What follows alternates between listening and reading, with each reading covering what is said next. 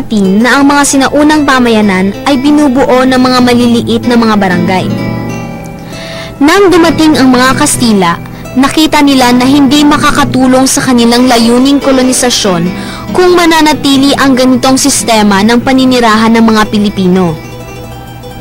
Nakita nila na magiging mahirap para sa kanila na magkonsolida ng puwersa at tipunin yung mga Pilipino upang iparamdam yung kapangyarihan ng pamahalaang kolonyal. Kung kaya, ang ginawa nila ay nagpatupad ng isang mekanismo. At ito nga yung tinatawag na reduksyon. Ang reduksyon, ibig sabihin nun ay ang pagsama-sama ng mga kalat-kalat na bahay sa iisang lugar na may kaayusan. Sa paglipat sa iisang lugar o sa pueblo, magiging madali para sa mga Kastila ang iorganisa at kontrolin ang mga Pilipino.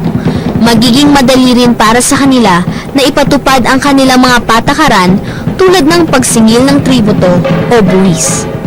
Mga praile ang karaniwang nagsasagawa ng reduksyon. Inakit yung mga tao sa pamamagitan ng pangangako sa kanila ng libreng tahanan, ng pagpaprovide ng mga basic needs, ng mga damit halimbawa. Ginamit din ng mga praile ang mga makukulay na ritual ng simbahan tulad ng misa at pista na pang-akit sa mga tao. Ganun din, merong paggamit na ginawa doon sa mga bata.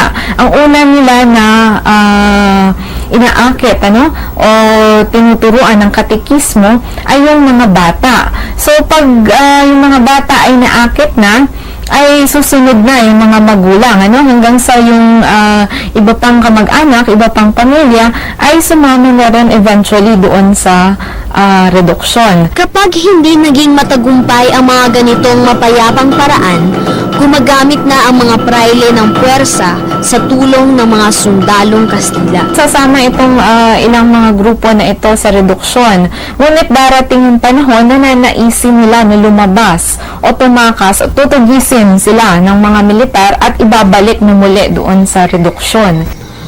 Ang unang hakbang sa reduksyon ay ang pagtatag ng krus at pagsukat sa lupa. Ang praile at alkalde ang namumuno sa pueblo at sila ang tatawag sa mga katutubo para itayo ang simbahan at mga gusali. Reduksyon ay nila doon sa wikang Espanyol na reducir. Sa wikang Ingles, maaari natin siyang isalin bilang to reduce. Pero hindi lamang ito yung simpleng pagpapakahulugan ng reduksyon. Kasi to reduce, to submit din yan, pagpapa sa ilalim.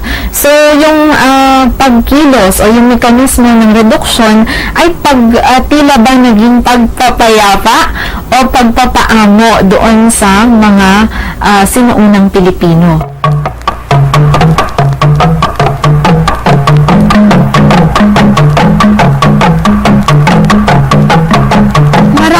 Bago sa uri ng pamumuhay ng ating mga ninuno sa kanilang paglipat sa mga pueblo.